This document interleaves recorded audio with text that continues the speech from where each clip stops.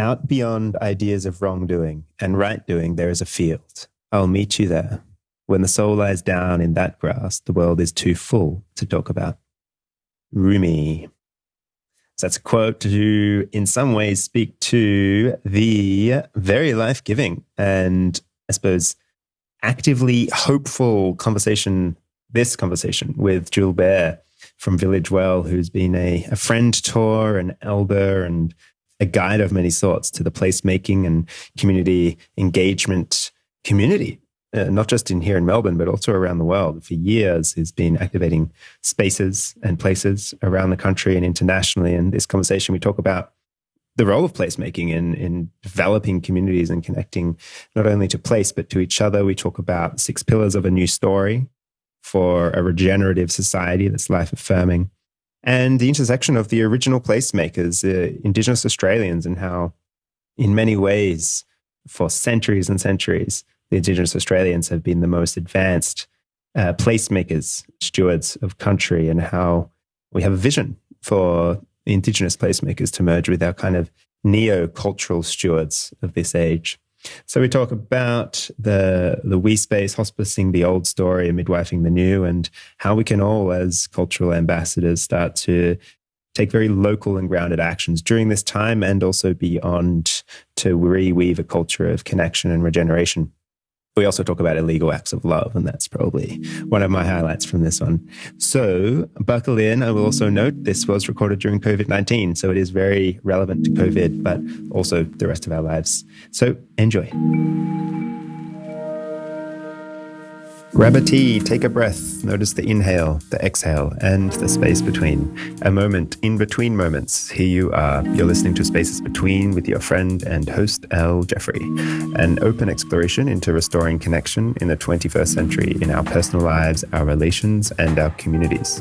What does it mean to live in relationship to the wholeness of who we are together?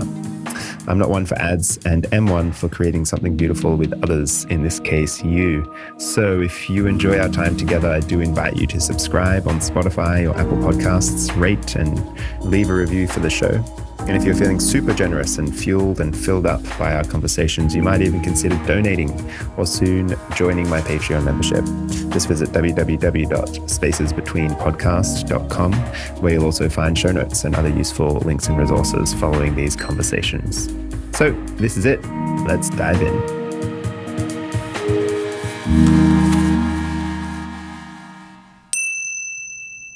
Gilbert, thanks so much for taking the time during this weird and wacky container that we find ourselves in. Thanks for taking the time to sit down and have a conversation. Pleasure. Yeah, we've danced around each other a lot. We've facilitated in workshops together. And I've always admired the youthfulness, the energy, the zest you have, and the wide mind and the big heart that you bring to all of your work in placemaking. So lots to dive into, but I'm curious to note, of course, and to contextualize our conversation, that we are in this very, I suppose, collective experience of uncertainty, of ambiguous kind of grief. And it's a time that will really inform and influence where we go from here. So I'm curious to contextualize our conversation a little, how you are sitting in this time and what meaning you're making of it.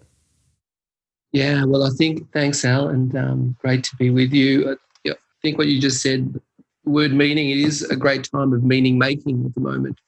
And I think a lot of that is internal meaning making. But of course, there's an awakening that we're part of a larger global family, and many are also realising that in that meaning making, there's a larger context. We're living on this extraordinary blue planet, Mother Earth and sacred planet. And as Joanna Macy, my deep ecology teacher, Buddhist scholar, says, we're in the time of the great turning, and moving from that industrial growth society to a life-sustaining society, and something we've all dreamt of in a way. And who would have thought, in this last couple of months that there's clean air in China, there's dolphins in Venice, and all the things we've heard on Facebook and seen. And I hear more birds in the city, being here in Melbourne, and more people actually even looking at me when I'm doing a walk on the beach,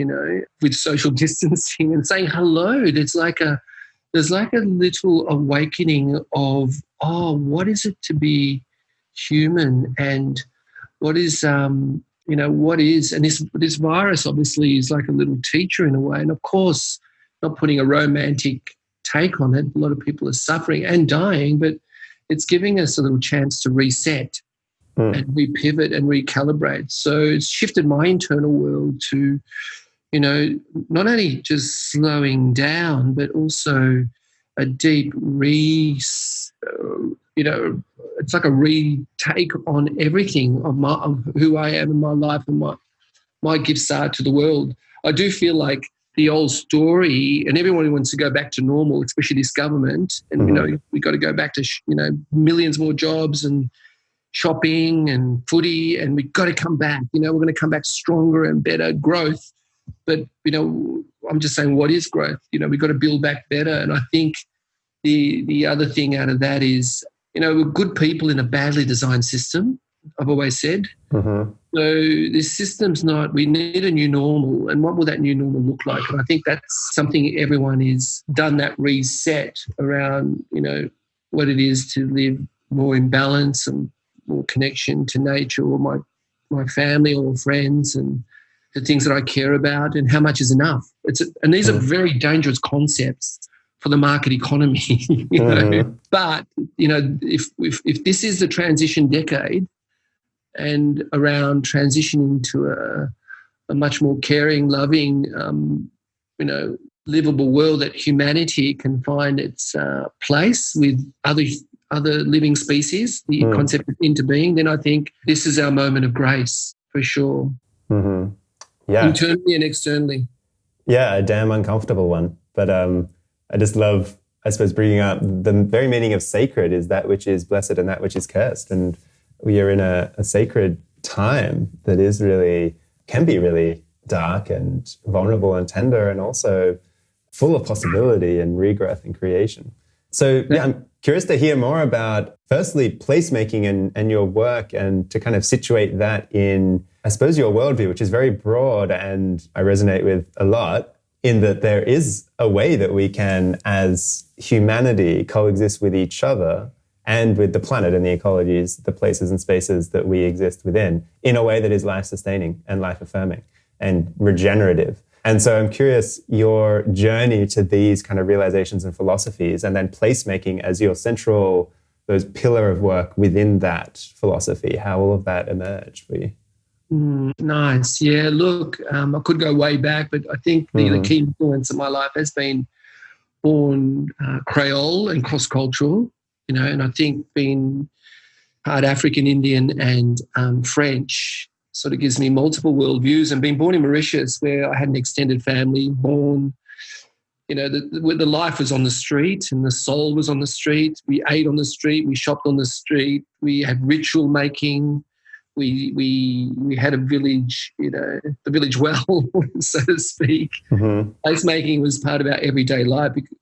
We didn't have fences. So all of these things are around the we, not the I. And I think that's an important component. You've always been a champion of we spaces, but we spaces means we have to live in some form of community, street by street, neighbours, regions, towns, knowing who's around us and understanding what's important. And I think the original placemakers, are our Indigenous, brothers and sisters, and they've been around for tens of thousands of years. And, in Australia, we're fortunate. We have the oldest continuous wisdom on the planet, the oldest continuous wisdom on the planet, that one day we'll meet the youngest multicultural community on the planet. And I think that's our story for this land. That's our new emerging story of the best of the new world, but the best of this deep, sacred time world, that regenerative world. And the two are yet to meet. But I think in this decade is the moment that this story will give birth. And I think,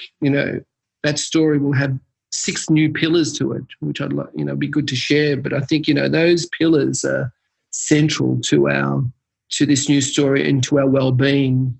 But yeah, I'm, for myself as a dancer, as a drummer, a percussionist, as someone a lover of life and humanity, seeing the best in people, and holding space is ultimately my work as a placemaker, and holding space for people's visions to live in place. And we're going to have to rethink and reset these visions in the future around some key principles and pillars that will be critical for us to nourish life. Yeah, I definitely want to come back to those key pillars. And I love the idea of, just the recognition and honoring that this land, this country in which we find ourselves is and was for centuries home to some of the greatest placemakers we might ever know, living with country. And I love the vision. Let's get shivers in envisioning them meeting kind of our neo-cultural stewards. I love that vision. I'm curious, I suppose, more about your perspective on why is place so important in building connection and community. So in us as individuals feeling connected and at home and a sense of belonging, and also togetherness. How does connection to place support togetherness? Yeah, it's for me, place is the glue, ultimately, because place can be, if you took out place, the word, you could put earth, you could put our town, our community, our street, our neighborhood, our tribe, so it could be virtual places or physical spaces or places. So ultimately, place, we find meaning in place. In the last 50 years, we've started to go virtual on that. But I think the two are meeting now. And I think in our deepest core, we're primal humans, yeah? For millions of years, we were always about place. Of course, finding safety, finding fire, making towns and cities and breaking bread, finding art and ritual and music. These are all embedded into our deep psyche. We smell it, we feel it. Once we, my sense is that's why people get sick. We've disconnected from ritual making and in that deeper place making. And when we've got a sense of tribe and community and sense of, looking at people in their shops and Main Street, they may not even say your name, but they can see you. And they may see you for years, but never say hello to you. But you see these same people. That's why I think some people become quite placeless and because they move around, but also they find place in their virtual worlds. So it's okay. It's neither one or the other. So I think place becomes even more important in this COVID-19 period and climate change period because, the big concepts of food and energy security become central to our livelihoods and to the best way to live sustainably or a more regenerative way is to live locally and to live in place and to walk everywhere and to know where your food comes from, and understand where you can shop for local food and do community swaps and know your neighbours. I think this will become a much more richer, more artistic, complex process as people put more creative energy and force into these, new, there'll be thousands of new jobs that'll be created this decade. Absolutely. I remember back in 1985, someone said that to me, as I was in starting my work career. It's going back a fair bit now, but look at it now, thousands of jobs were created. Now we've got the whole palette. I think, we'll start to see new jobs as ritual makers, yeah? I want that one.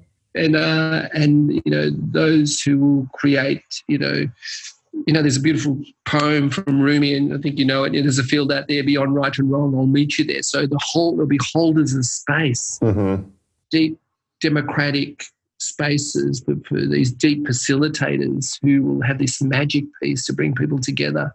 So all these new forms of work and growing food or making community and I think, art and creativity and beauty will come to the forth in this time because that'll be a platform for us to articulate this new story. So place becomes, and that's why Indigenous people did. They had lots of music and dance. They had stories and these were deep time stories. Yeah. Over tens of thousands of geological stories that they passed on to thousands of ancestors. So I think this time we'll be sharing these stories to our future generations. They'll be looking at this or listening to this maybe recording and saying, "Oh, what did you do, ancestor, in this time? What was it like for you?" This will be the new narratives of place. Yeah, and that really puts us in it acknowledges the responsibility we have as well, like to question me, and generations, maybe 6 decades from now will look back and I will be an ancestor. So how can I be today in such a way that I'll be proud of the ancestor that I'm going to be? I just love that as a question. And I do feel in this time we're asked to shop locally. We're forced to be local stewards and to go to the local coffee shop if we want to, and to really support the local economies. We're kind of forced to come back to this closer weaving, which I really appreciate. And I do sense it in the street, people smiling gently at each other and appreciating this kind of vulnerability that we're in together.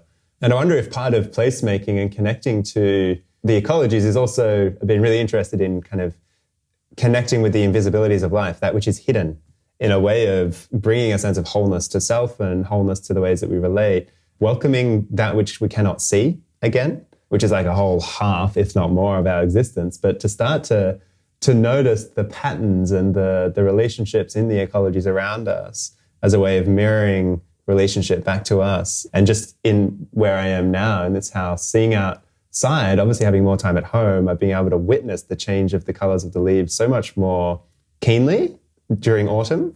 And just really, it's like having a sit spot practice, sitting in one spot and witnessing the changes in the patterns of the ecology around me over the seasons. This time has really allowed that. And I wonder if placemaking, connecting to place, also in a sense helps us connect to those invisible patterns that we might ignore otherwise. Yeah, look, I think, Al, you've touched on something there where it's given us time to slow down, and maybe we'll see the emergence of the slow living, slow life, slow city movement. More so now, it's been on the edge, and what that means is to notice what's happening, and to notice who would have thought, you go to Bunnings and all the seedlings have been sold out. You can't buy chickens. Everybody wants a chicken pen now, Suddenly it's local and people want to see things grow, and that takes time and nurturing. You nurture a garden and you nurture yourself. You nurture a street, you nurture a community. And I think there's an emergence. Well, there will be, my sense, more of a return to the local, but also around a conscious consumerism. Maybe the citizen consumer that becomes much more aware of their place and their democracy, and they would want a deeper sense of a voice in their place. Because as consumers, we don't have that that sense of, others will make that decision. I'll just shop and I'll just work and shop and have my lifestyle. I'll go to the it'll be a spiritual supermarket and I'll buy this and do that. And blah blah blah. But I think there's an inner awakening and knowing that there's a new narrative around not just place but people and place, and it will be around that deep. I think we'll go more hyper local in the future. Not everyone. Shopping centres will still be around in the big boxes, but people may not want to just go and buy an outfit every week from Zara, and that's a radical comment in itself. When people stop shopping on that level, then it creates some oxygen for something else to happen. And this is where place and placemaking becomes even more important, to create gathering spaces.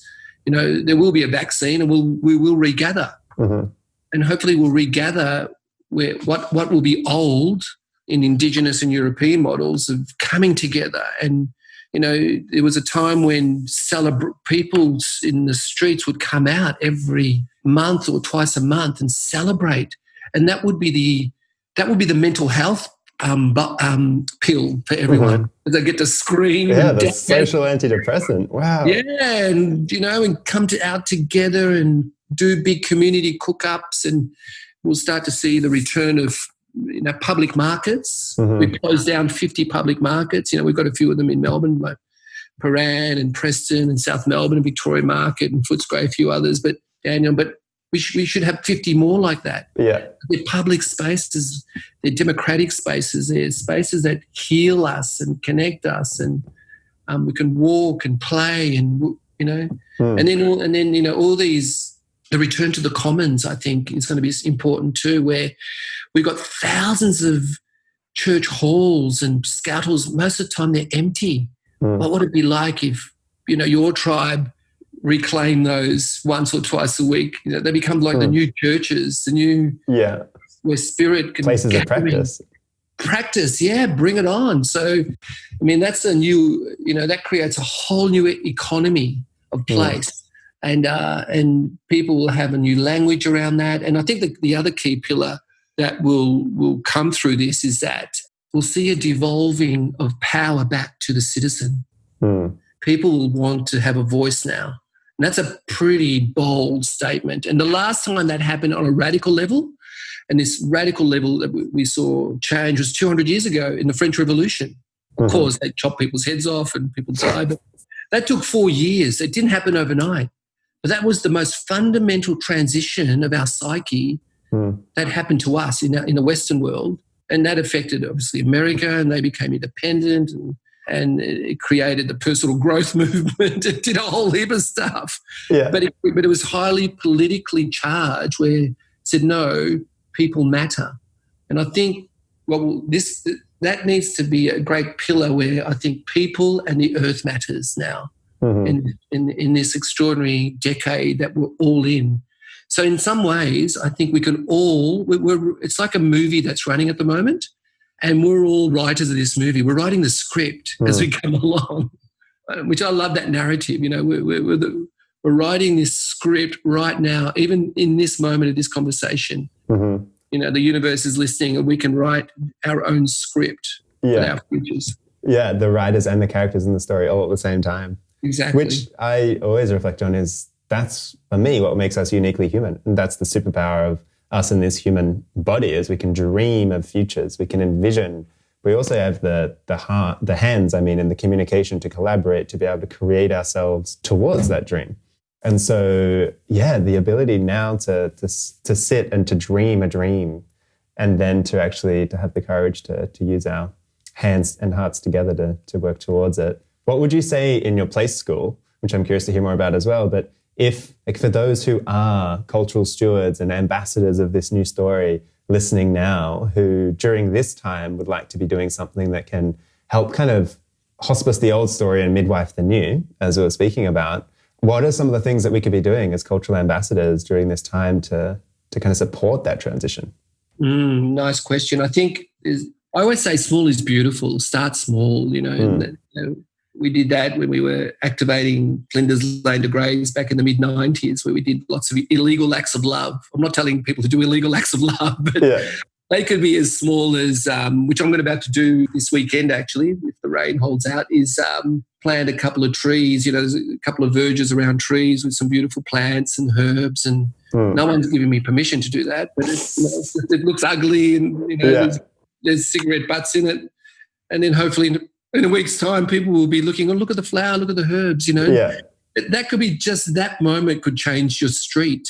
A couple of my friends have knocked down their fences in this time and created a double garden with their neighbours, and asked permission even, how beautiful is that? I think the importance, what you just mentioned before, is really supporting local, our local small businesses, our mum and dads and our little characters, they're the glues of play, in terms of the street. So I think that would, those things are really important and to support. For me also is, I've gotten to know my neighbours through a WhatsApp group, and, knocked on doors, and we were just about to have a street party when COVID happened, which is funny, crazy timing. We had to cancel. But I think by that, the WhatsApp group is now a little, hey, how you going? What's going on? I've got this. I've got, I've had some muffins. Come and get it. Blah, blah, blah. Suddenly I wouldn't have known people. And they're not even, those people aren't even in my tribe. I wouldn't go out to hang out with these people, but they're good people. We've all got hearts, but, we all got, It's like the Aboriginals say, you're either the feathered kind, you go hang out with the feathered kind. If you're from the lizard clan, you go with the lizard clan. If you're from the fur clan or the feathered clan, doesn't matter. So ultimately, all of these people are good people in a badly designed system to open up. So I think these small wins, and even on your porch, if you've got a porch, have a porch party.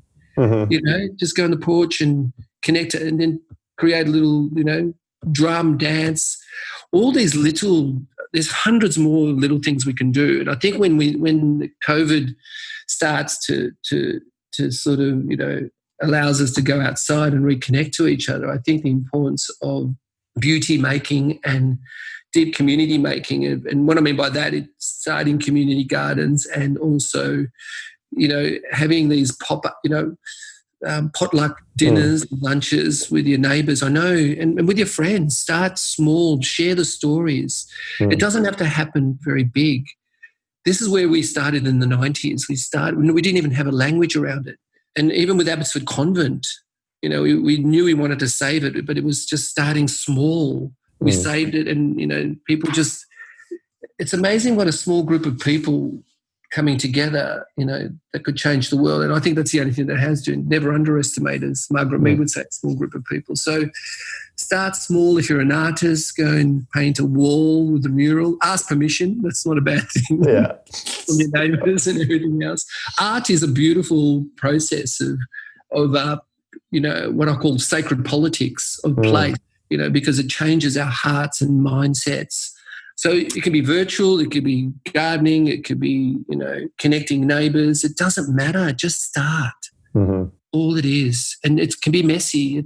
And it may be only one person that responds. It doesn't matter. I've had one person turn up to a workship once. It's still a workshop. Yeah. Not a conversation. Focus on those who are in the room, not those who are not. That's always been my little thing. Yeah. There's some brilliant ideas for people to, I suppose, grasp, and it does feel really nice, I know for myself as well, to have some kind of practical ideas like that in this time, where it does feel like many of the structures that we've relied on for so long and organized our work around are kind of dissolving, or at least in question. To have these just small practical ideas, just like that next step in front, feels really nourishing and really impactful. So I hope that some of us listening. I saw that kindness pandemic site. I don't know if you kindness pandemic. I saw the community is kindness posters. But if you Google kindness pandemic, the kindness there's millions of people on that site sharing little things that they're doing at home or just on the streets or connecting with people. So people have gotten very creative, which is extraordinary. So imagine this millions of ideas of creativity in our own home, and just within it could be burst out to our streets in our towns, and suddenly everyone becomes a little block captain and connects each street or block, and that's my dream. And then there's thousands of little block captains, and then we have a new ecosystem of a new politics of place, of food growing and celebration of workshops. And look, I think there's a great pillar in all this, and I think there's a new economics of place that could be born out of the COVID-19. And I think what we're talking about here is a universal basic income and the donut economics narrative that puts people in place first, the planet first, and then looks after the most vulnerable, and then the rest can make lots of money. Well, let's get it right. Protect our planet, nourish, and I think the key word for the future, which you mentioned early on in the conversation, is it will be about regeneration, regenerative communities, regenerative design, regenerative agriculture, regenerative politics. And I think it's about putting back more than we take out. There's going to be a radical, because our current economic system is an extractive one. So the normal that the politicians are saying right now is to go back to extraction. And we just don't have, that oxygen to go back to that now, really. What I mean by that is that the earth carrying support is done. We're going to need to radically shift our individual and collective behaviours. So the more each individual will have an extraordinary tipping point impact. So don't underestimate your small wins. Yeah, I've seen lots of just even the language we're using about when we go back, even going back to a new normal, even though you've got that bit about new normal at the end there, you're still saying going back, which tells me something about like the depths of one's psyche, like that kind of ghost of the past, trying to go back to what was once familiar. Instead of going forward to a new normal, like that would feel nice to me. But the idea of going back even to a new normal tells me there's a ghost from the past that's still trying to grab on in some way. Absolutely. And I think that's the danger, and that's the elephant in the room at the moment. And we've got lots, and look, the JobKeeper and all these incentives have been great because it's kept people, at least, we can pay our bills but ultimately that should be the universal basic income, in some ways what is the economy is not really telling you is that we can some ways, reset the economy towards looking after our most vulnerable. And that's, a society's, from my point of view, a society will be judged on how it looks after its most vulnerable and the planet. And then from that point, we can pivot to, an explosion and revolution of creativity and innovation around a regenerative model, and that's exciting. And I think there will be what we have now is the dominant form is economic exchange. And I think social exchange and this is where, cultural and education exchange is being the next phase of that evolution. And I think what we're going to see now is spiritual exchange coming into this being, and that's from a sacred activist sort of point of view. It's like it's not, we're not in the spiritual supermarket, but the spiritual exchange adds to a regenerative model of nourishing life and the thousands of new technologies and jobs that will nourish the planet and create thriving communities. That's the key. We can thrive, create thrivable places, and the placemaking should be leading now, creating this, as a pillar for this new story. Yeah.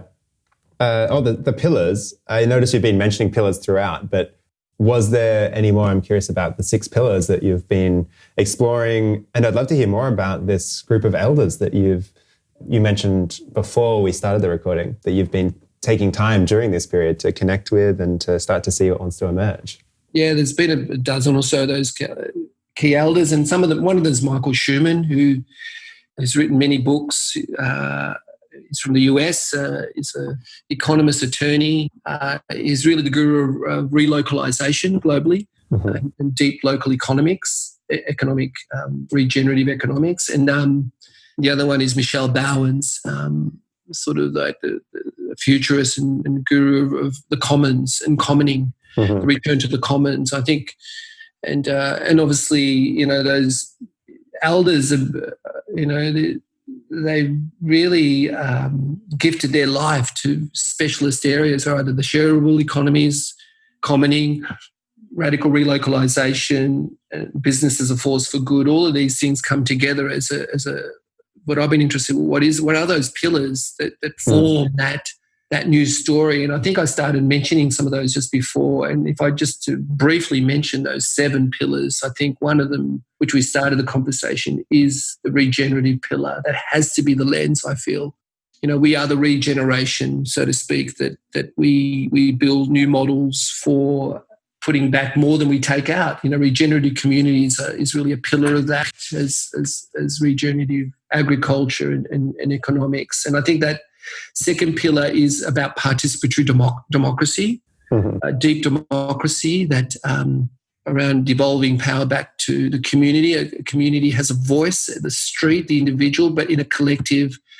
And this is about place-based, yeah?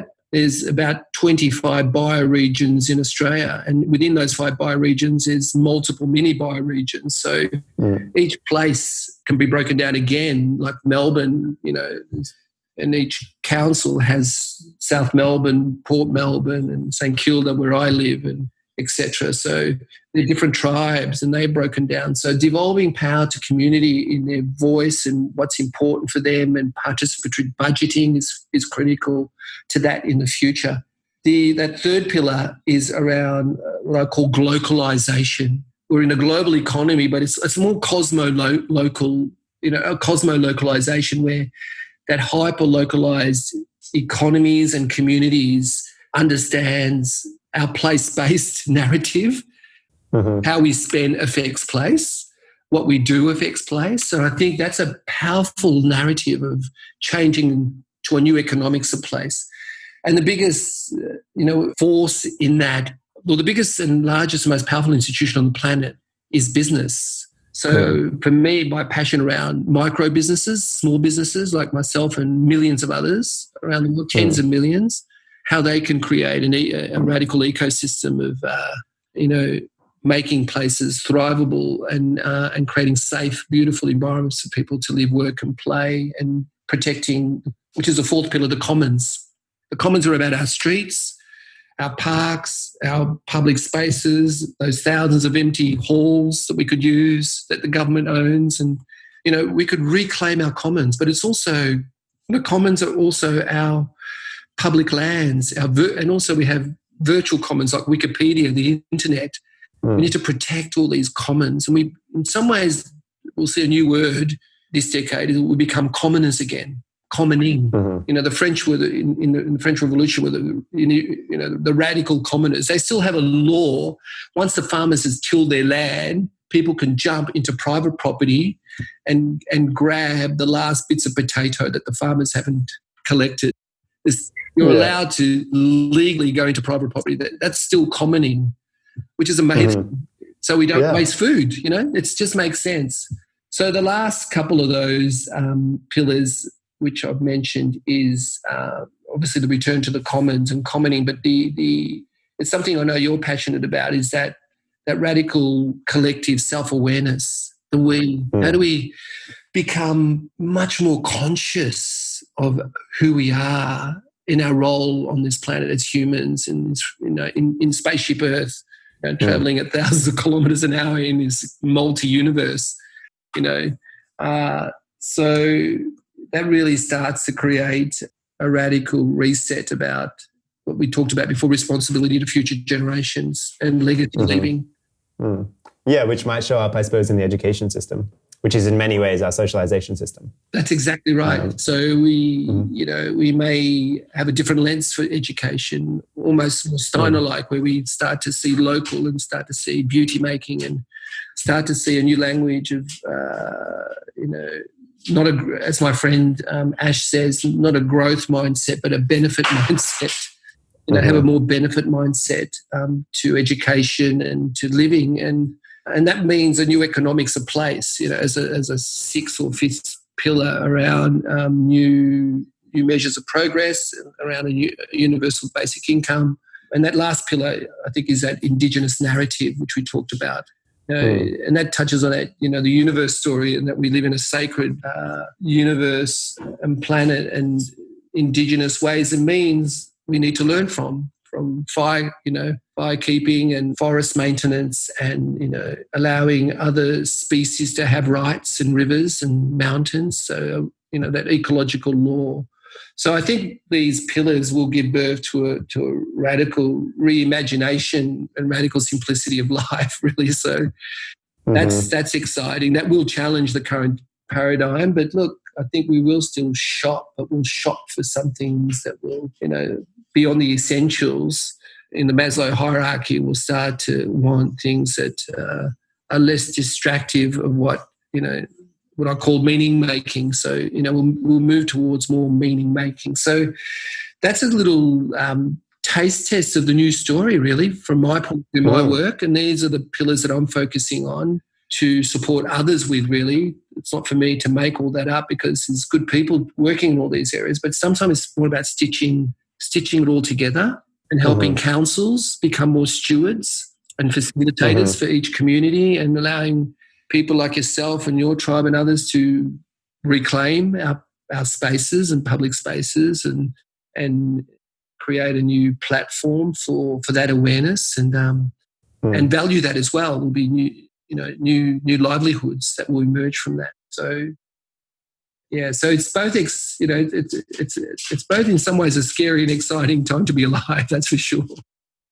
Oh yeah, and there's the existential questions that come alive during this time, when we are, I think I said earlier on, where we feel like we've lost control, but all that mirrors back to us is how much control we actually have, how much responsibility we have. That word responsibility has really come up for me a lot during this time as a steward of place and of story, of culture. And like, it's a deep responsibility. And who am I to, I mean, there's part of it that's I hold compassion for myself, that I don't need to fill my calendar with everything. But at the same time, there's responsibility. And I am here to create something, to give something, to offer something. But can that thing come from a place of deep honoring and reverence rather than wanting to be seen to be doing something of benefit? That's right. I think you're spot on. And I think, I've told a few of my friends, it's a good exercise that I've done recently is to write a little letter to the 2030 Gilbert. It's like, that's the 2030 ancestor, so to speak. Mm-hmm. What I did do is do this. And, I'd spent, this meant I had to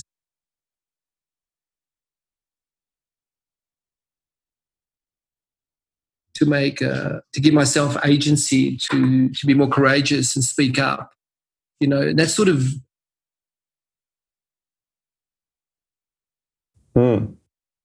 it's interesting talking to your future self. Yeah. And sending a postcard to your future self. This is where I'm at, what's going on, but this is what I'm going to do. Mm-hmm.